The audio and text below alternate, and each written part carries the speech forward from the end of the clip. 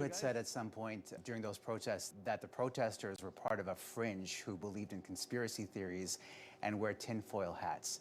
When you go back and reflect on those words specifically, do you feel that there's a lesson in there for you? Do you feel that you did everything you could to lower the temperature?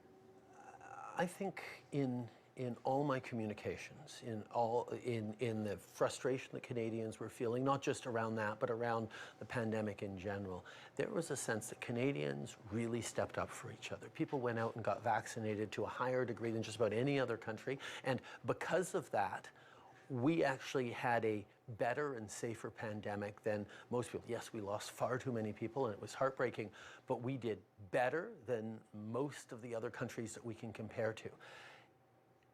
The fact that there were some people out there who were actively spreading harmful disinformation and misinformation, harmful lies that made people scared that the vaccine was more dangerous than the virus, and families sitting around the bedside of a loved one who was dying from COVID saying, oh my God, I wish he'd just taken the vaccine. I wish he hadn't listened to all those YouTube channels. Like, this is real. There were real tragedies, and there were people trying to gin that up and to expand the divisions and the fear and sense of conspiracy that were out there.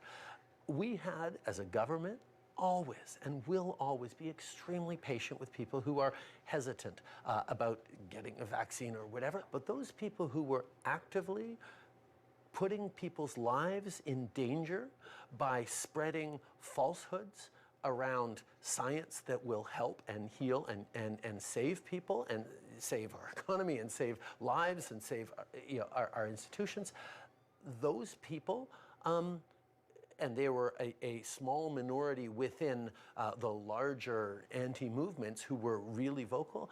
I don't and I won't apologize for calling out people who were harming their fellow Canadians. So tinfoil hats comment you don't regret? Well, when someone believes that your government is trying to inject a vaccine in you to control your mind and track you, and there's a microchip in it, that's almost the definition of a government conspiracy theory, that you wear a tinfoil hat to protect your brain from brainwaves. When people fall into conspiracy theories, we need to call them out on that. We know that Justice Rouleau will be presenting the findings from the Emergencies Act inquiry before the end of February. This was such a key moment for you, right? Any time there's a discussion about suspending civil liberties, it's a big deal. And I'm just curious, Except the Emergencies Act didn't suspend civil liberties, right? The Emergencies Act was created after Canada brought in the